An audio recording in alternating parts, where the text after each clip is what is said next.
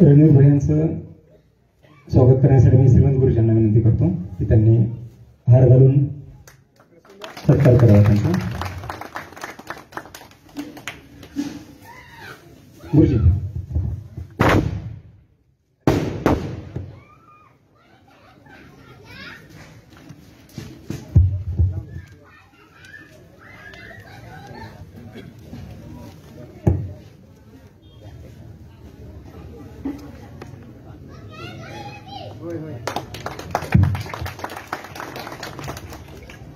धन्यवाद. मी मान्यवरांना विनंती करतो की त्यांनी आपलं स्थान ग्रहण करावं. मध्ये भारतीय जनता पार्टी, शिवसेना, राष्ट्रवादी काँग्रेस, रासप, मनसे, आरपीआय, आठवले गट, लवची शक्ती सेना या मित्र पक्षाच्या अधिकृत उमेदवार सौ अर्चनाताई राणा जगजितसिंह पाटील यांच्या प्रचारार्थ उंबरगे इथं उपस्थित असलेले माझे सहकारी मित्र मल्हारदादा पाटील, व्यासपीठावर उपस्थित असलेले या गावातील सर्वच नेते मंडळी, समोर उपस्थित असलेले माझे सर्व शेतकरी बांधव, मतदार राजा, माझे तरुण सहकारी मित्र, घराघरातून ऐकत असलेल्या माझ्या सर्व माता भगिनी, बांधवांनो, ही निवडणूक भारत देशाच्या 140 कोटी लोकसंख्या असलेल्या देशाचं नेतृत्व कोण करणार ते निवडण्याची ही निवडणूक आहे. भारत देशाचं पंतप्रधान कोण असावा असं आपल्याला कुणाला वाटतं की भारत देशाचा पंतप्रधान कोण असावा? सांगा तुम्ही, कोण असावं? मग नरेंद्रजी मोदीबाईंना जर पुनश्च एकदा तिसऱ्यांदा पंतप्रधान करायचं असेल तर येणाऱ्या 7 तारखेला मशीनवरील 1 नंबर बटन दाबून 1 नंबर मताधिक्य उंबरगे गावातून देण्याची जबाबदारी तुमची असेल. कारण अर्चनाताईंच्या माध्यमातून नरेंद्रजी मोदी साहेब पंतप्रधान होणार आहेत. ही निवडणूक बाप्पांना सांगितलं ही ग्रामपंचायतची, सोसायटीची निवडणूक नाही, ही देशाची निवडणूक आहे. बाप्पा बोलत असताना बाप्पांकडे माझं बारीक लक्ष होतं. बाप्पांनी सांगितलं की कुठल्याही पूर्वीच्या काळात आपल्या भारत देशावर अतिशय अतिरेक्यांचे हमले होत होते, शेजारचे देश आपल्याला त्रास देत होते. परंतु ज्यावेळेस नरेंद्रजी मोदी साहेब या भारत देशाचे पंतप्रधान झाले, कुठल्याही देशाची किंवा आपल्या शेजारचा देश असलेला पाकिस्तानची सुद्धा वाकडी नजर टाकायची हिंमत आज भारत देशाकडे होत नाही. त्याच्या मागचं कारण एक देशावरती जीव ओढून टाकलेला पंतप्रधान, देशावरती प्रेम करणारा पंतप्रधान, आणि जो पंतप्रधान प्रत्येक समाजातील घटकाला, मग शेतकरी असेल, नोकरदार असेल, व्यापारी असेल, प्रत्येकाला न्याय देण्याचं काम करत आहे, त्या पंतप्रधान नरेंद्रजी मोदी साहेबांच्या पाठीमागे आपल्याला उभं राहण्याची आज काळाची गरज आहे. आज ज्यावेळेस नरेंद्र मोदी साहेब पंतप्रधान होताना दिल्लीमध्ये ज्यावेळेस बाप्पा नरेंद्र मोदी साहेबांची पंतप्रधान म्हणून निवड होईल त्यावेळेस अर्चनाताईंना फॉर्म भरताना सांगितलं. त्यावेळेस आगागावच्या सुद्धा प्रचार सभेत नारळ फोडताना अर्चनाताई म्हणाल्या की मोदी साहेबांनी 399चा जुगाड लावलाय, 400 विमे आहे. अर्चनाताईंना मला तुमच्या माध्यमातून सांगू इच्छितो की ज्यावेळेस पंतप्रधान नरेंद्र मोदी साहेबांची पंतप्रधान म्हणून निवड होताना आपल्या हक्काचा, आपल्या मतदान रूपी दिलेल्या आशीर्वादाचा एक खमक्या खासदार म्हणून ज्यावेळेस मोदी साहेबांना मत द्यायची वेळ येईल त्यावेळेस अर्चनाताईंनी ताट मानेने हात वर केला पाहिजे की मोदी साहेब पंतप्रधान होताना माझं त्यांना मत आहे. आणि ते योगदान तुमच्या प्रत्येकाच्या मतदान रूपी आशीर्वादातून देणं गरजेचं आहे. आज बार्शी तालुक्यामध्ये काम करत असताना आदरणीय आमदार राजेबोरव यांनी ज्यावेळेस एकनाथ शिंदे साहेब मुख्यमंत्री झाले, आपले नेते देवेंद्रजी फडणवीस साहेब उपमुख्यमंत्री झाले, या 18 ते 20 महिन्यामध्ये आपल्या तालुक्याला बाप्पा 2500 कोटीचा निधी आला. आजपर्यंत एवढा निधी बाप्पा कधी आला का? तुमचे सुद्धा जुने सहकारी नेते मंडळी 5-5, 6-6 वेळेस, बरोबर आहे चंद्रबा, 6-6 वर्ष मंत्री होते, परंतु त्यांच्या सुद्धा काळात कधी एवढा निधी आणला नाही. निधी आणण्यासाठी मनगडात लई रग लागते बांधवांनो. तुमच्या सर्वांच्या मतदान रूपी आशीर्वादातून दिल्या, मतदान रूपी आशीर्वादातून ज्या ज्या काही संस्था आमच्या ताब्यात आल्या, मग नगर परिषद असू, नगरपालिका असू द्या, पंचायत समिती 25 वर्ष झाली तुमच्या आशीर्वादातून आमच्या ताब्यात, बाजार समिती असू द्या, कुठलीही संस्थेमध्ये काम करत असताना अतिशय चांगल्या पद्धतीने आपण त्या संस्थेच्या तिजोरीच्या चावी आमच्या हातात दिल्यानंतर एकही आर्थिक नुकसान त्या संस्थेत न होता चांगल्या पद्धतीने त्या संस्था आम्ही चालवून दाखवलेल्या आहेत. आज तुमच्या गावचे विकास सोसायटीचे चेअरमन दत्तभाऊ सांगत भाषण करताना म्हणत होते की राजेभाऊंचे उपकार आहेत. मी हात जोडून नम्रपणे सांगतो, राजेभाऊराव त्यांना तुम्ही मतदान रूपी आशीर्वाद दिल्यानंतर तुमचेच प्रचंड उपकार या बार्शी तालुक्यावर आमच्यावर आहेत. आणि त्या उपकाराची परतफेड उतराई म्हणून येणाऱ्या कितीही वर्ष आम्ही या तालुक्याची सेवा केली तरी बांधवांनो तुमचे उपकार आम्ही कधीही फेडू शकणार नाहीत. या माध्यमातून मी तुम्हाला सांगू इच्छितो, आज पंतप्रधान नरेंद्र मोदी साहेबांच्या माध्यमातून पंतप्रधान आवास योजना असू द्या, प्रत्येक घराला शौचालय असू द्या, पीएम किसानच्या माध्यमातून शेतकरी सन्मान योजना असू द्या, आपल्या राज्य सरकारचे 6,000, केंद्राचे 6,000, असे 12,000 रुपये शेतकऱ्यांच्या खात्यावर जमा होतात. जर कांद्याच्या भावामध्ये पडले तर 350 रुपये क्विंटलला बाप्पा अनुदान राज्य सरकारनं जाहीर केलंय आणि 53% पैसे आतापर्यंत त्या प्रत्येक शेतकऱ्याच्या खात्यावर जमा झाले. उर्वरित राहिलेली रक्कम ही टप्प्याटप्प्याने प्रत्येक शेतकऱ्याच्या खात्यावर मंजूर होईल, जमा होईल. आज प्रत्येक घटकाचा विचार हे सरकार करत आहे. आणि आज निवडणुकीला सामोरे जात असताना बांधवनो तालुक्याचा विकास कोण करते? आज तुमच्या सुद्धा गावाला पंतप्रधान पेयजल योजनेचा लाभ भेटला बाप्पा. प्रत्येक गावात, प्रत्येक आपल्या 138 गावातील 96 गावाला पंतप्रधान पेयजल योजनेची योजना राजेभाऊंनी मंजूर करून दिली. तुमच्या सुद्धा गावाला गेले 7-8 महिन्याखाली बाप्पा आपण लोकार्पण भूमिपूजन कार्यक्रम केला होता. त्यावेळेस एक 80 ते 90 लाख ते कोटी रुपयापर्यंतची कामं आमदार राजेभाऊरावांच्या प्रयत्नातून तुमच्या उंबरगाकरांसाठी आम्ही दिलेले. आणि तालुक्यामध्ये काम कोण करते?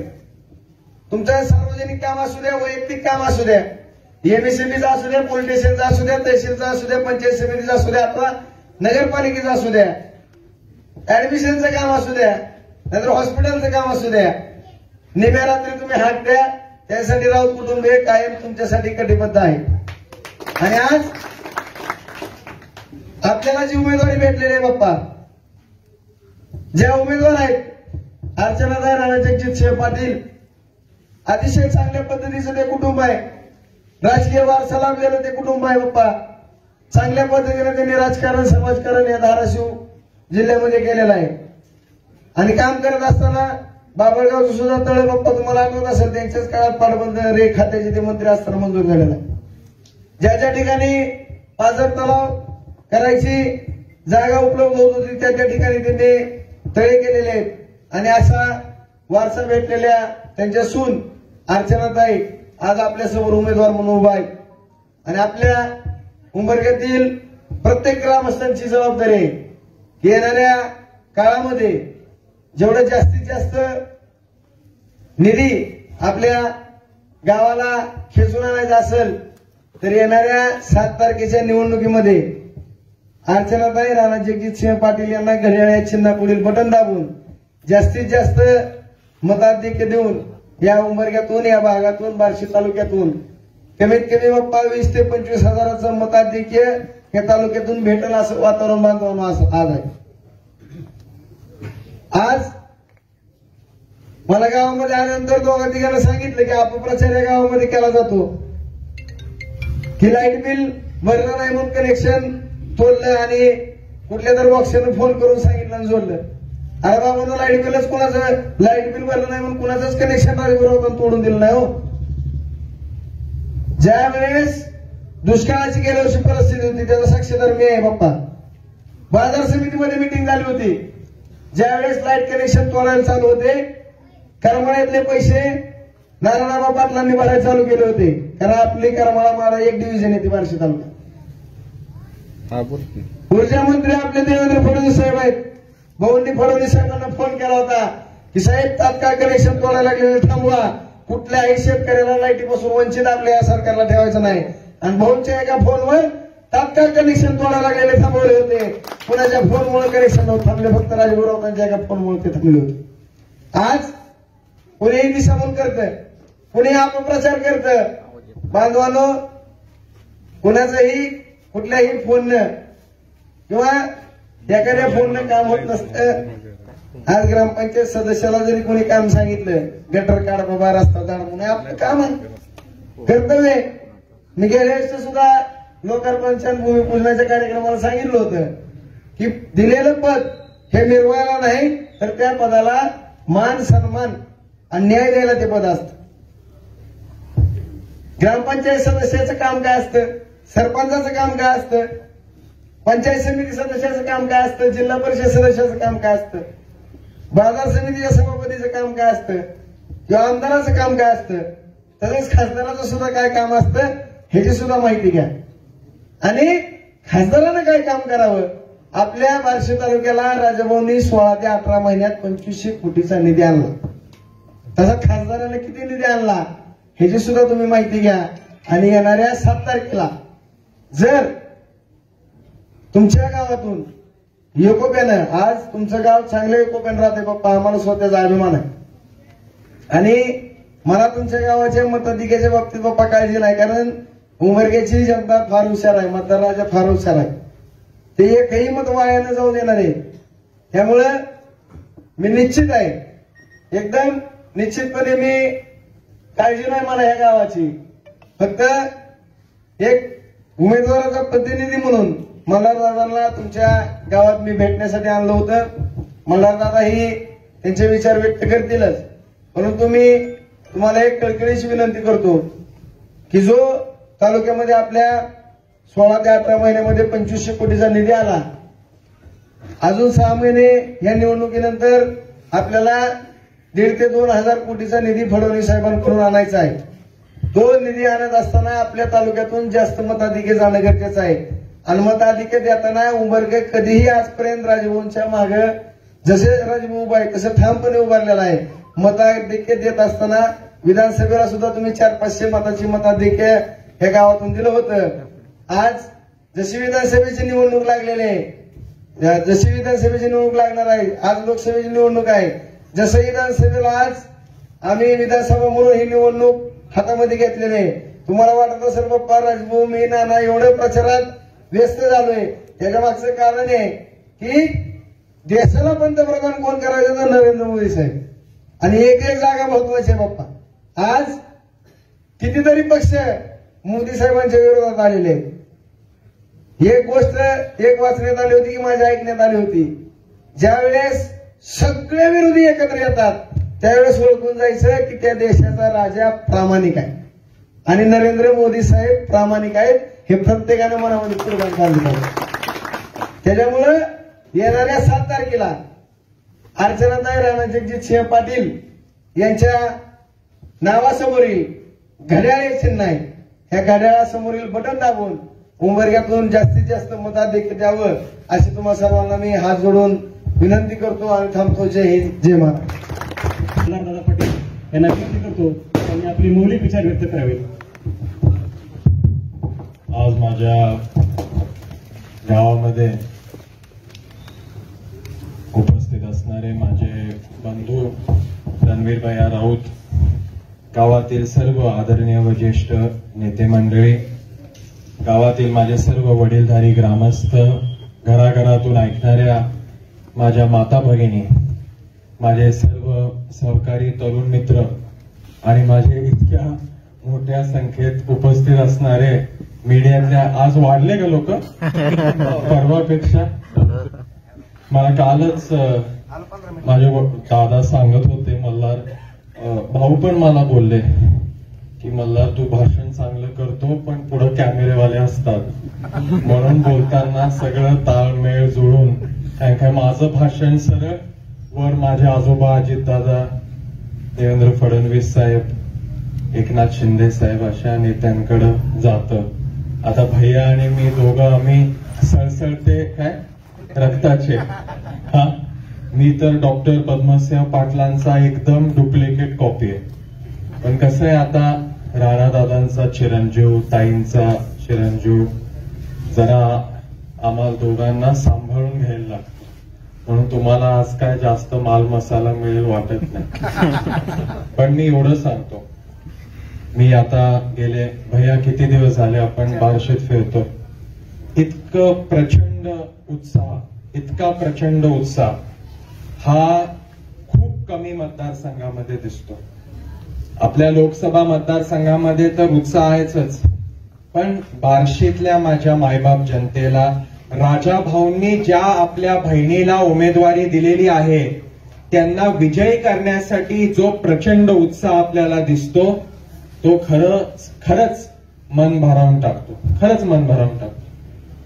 म्हणजे एकदा मी भाऊंना तिथं, आता भैयांची माझी ओळख बार्शीत आल्यावर झाली. मी आणि तेव्हा आमचे लोकसभेचे प्रमुख नितीन काळे साहेब, आम्ही मुंबईला होतो. ताईंची उमेदवारी, राजाभाऊ तर एकदम असे कुठल्या पण मुख्यमंत्र्यांकडे गेले, उपमुख्यमंत्री, ताईंना द्यायची उमेदवारी, ताईंना नाही दिली तर माझ्याशी बोलायचं नाही.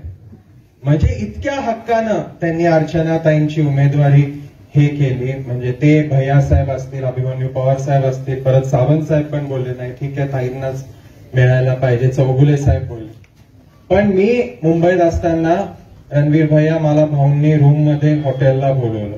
आम्ही 1 तासभर गप्पा मारत होतो आणि त्यांनी मला बोलता बोलता हे सांगितलं की त्यांचा प्रवास कसा होता.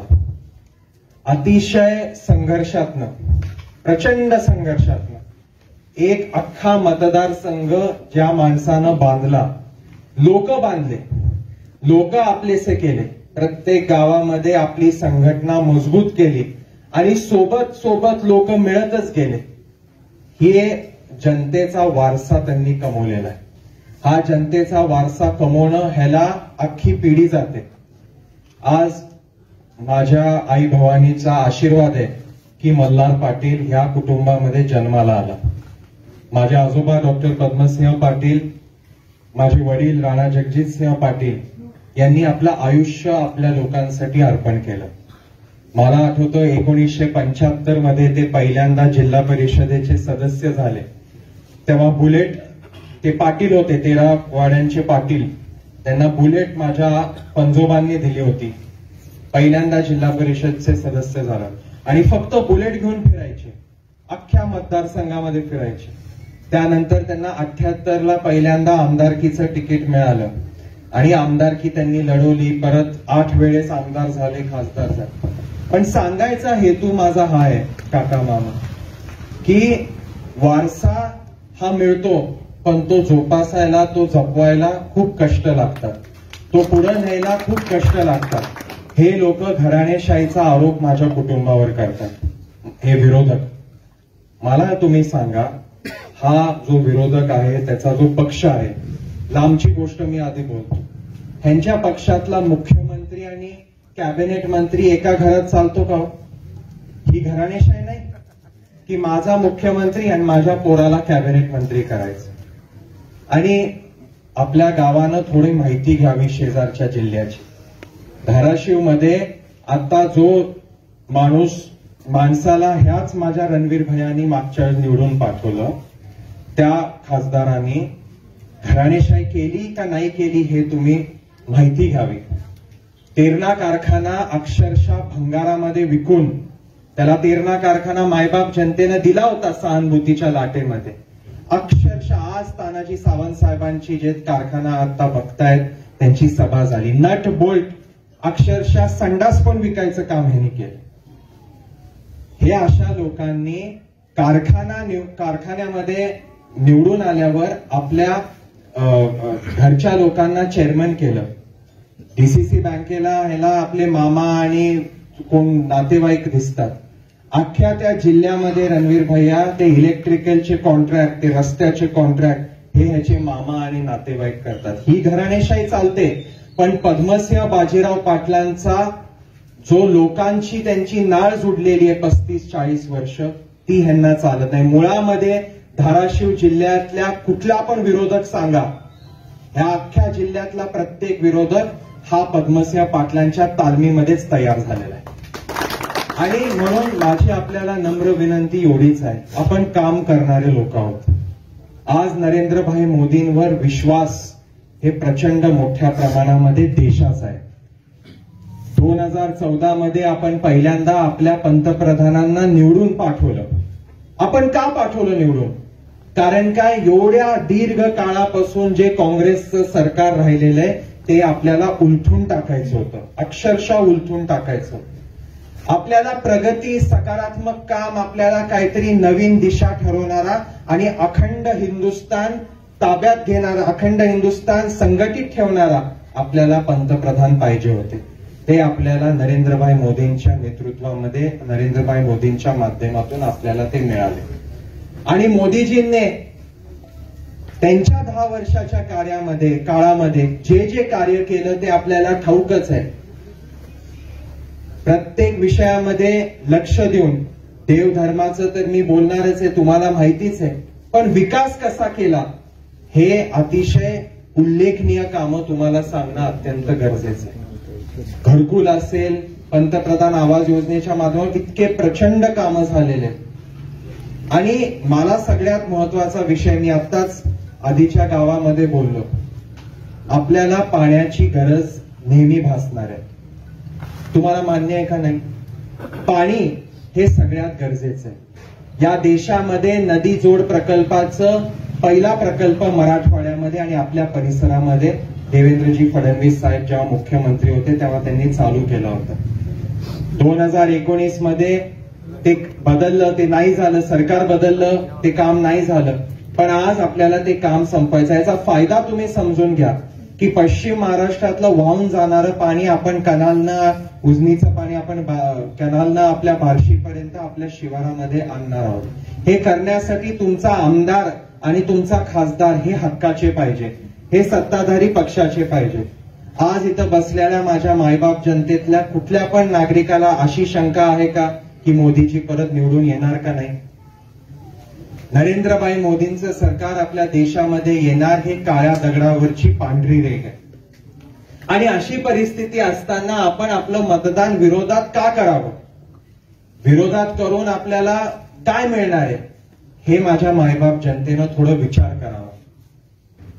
आपल्याला विरोधात मतदान करून नरेंद्रभाई मोदी आणि त्यांची जी विकास योजना आहे ही आपण आपल्या गावामध्ये आणूच शकणार नाही. उलट राजाभाऊ राऊत साहेबांसारखे हक्काचे आमदार राहिले, अर्चनाताई राणादादा त्यांच्या नेतृत्वाखाली सोबतीला राहिले, तर आपण हक्कानं आपल्या गावासाठी, आपल्या परिसरासाठी जास्तीत जास्त निधीही खेचून आणू शकतो. म्हणून आपल्याला हा विचार करणं गरजेचं आहे की आपण मतदान कशासाठी करतोय. खोट्या भूलथाप्यांना आपण बळी पडू नका, त्याच्यानं तुम्हाला मला काहीच फायदा होणार नाहीये. एकनिष्ठतेबद्दल हे लोक बोलतात. मी आज खुलं आव्हान आहे माझं, आमचं कुटुंब समजा भारतीय जनता पक्षामध्ये नसतं तर हे सगळे लोक जे आज तुम्हाला एकनिष्ठतेबद्दल बोलतायत ना, त्यांनी उद्धव ठाकरे साहेबांची साथ खूप काळ आधी सोडून ते त्या पक्षामध्ये गेले. ह्यांना एकनिष्ठता नाही, ह्यांना पाटील कुटुंबाचा आमचा विरोध करायचा.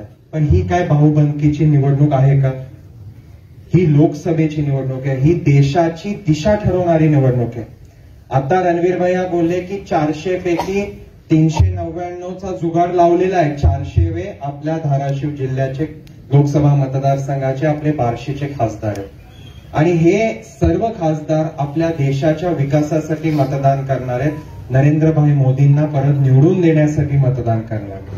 आणि म्हणून माझी आपल्याला तळमळीने एवढीच विनंती आहे, राजाभाऊंनी 2,500 कोटीची निधी 16 महिन्यामध्ये आणली. 2,500 कोटी. आता पण त्यांचे 1,000-1,200-1,500 कोटीचे त्यांचे प्रकल्पाचे कामं चालू आहेत, कामं होणार आहेत, त्यांचे सँक्शनिंग झालेले आहेत. आणि राजाभाऊ असतील, राणादादा असतील, अर्चनाताई असतील, हे काम करणारे लोक आहेत. आपल्याला ठाऊक आहे का माहित नाही, पण अर्चनाताई हे जिल्हा परिषदेच्या सदस्य होत्या. 2012ला ते पहिल्यांदा निवडून आल्या, 17ला निवडून आल्या आणि जिल्हा परिषदेच्या उपाध्यक्ष त्या राहिल्या. 1400 कोटी रुपयाचे कामं त्यांनी जिल्हा परिषदेच्या माध्यमातून धाराशिव जिल्ह्यातल्या प्रत्येक गावामध्ये केलेले. प्रत्येक मायबाप जनतेबरोबर त्यांचा एक वेगळं नातं आहे, कार्यकर्त्यांबरोबर, सहकार्यांबरोबर आणि गावातल्या सगळ्या तिथल्या जिल्ह्यातल्या पुढाऱ्यांबरोबर. आणि मला अभिमान या गोष्टीचा आहे की आपल्या प्रत्येकाच्या घरी बहीण असते, मुलगी असते, आई असते. आपल्याकडे एक मातृशक्तीचा मोठा प्रभाव प्रत्येकाच्या घरात असतो. आज महायुतीच्या माध्यमातून नरेंद्रभाई मोदींनी अर्चनाताईंना उमेदवारी देऊन एका महिलेचा सन्मान, एक मातृशक्तीचा सन्मान पण केलेला आहे.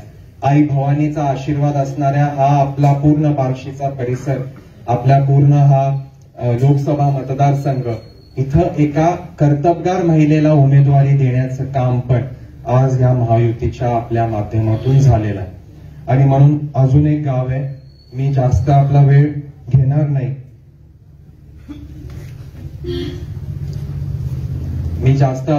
घेणार नाही, पण शेवटी मी एवढं सांगतो की आपल्याला विकासाचं काम करत असताना पाण्याचं तर मी आता आपल्याला बोललोच की मराठवाड्यामधल्या नदीजोड प्रकल्पाचं जे 21 TMCचं पाणी आहे, डॉक्टर पद्मसिंह पाटील साहेबांनी तेव्हा मंजूर केलेलं होतं, ते परत कार्यान्वित नाही झालं.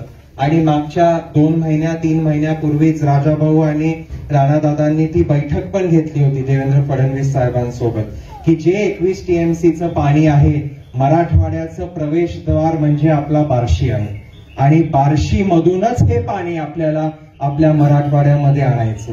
म्हणून बार्शी सकट आपल्या धाराशिव जिल्ह्याच्या आपल्या परिसराला पाण्याची मुबलक सोय होणार आहे. आणि म्हणून माझी आपल्याला एवढीच विनंती आहे की येणाऱ्या काळामध्ये आपला मतरूपी आशीर्वाद, घड्याळ म्हणजे मोदीजींना मत, घड्याळ म्हणजे विकासाला मत.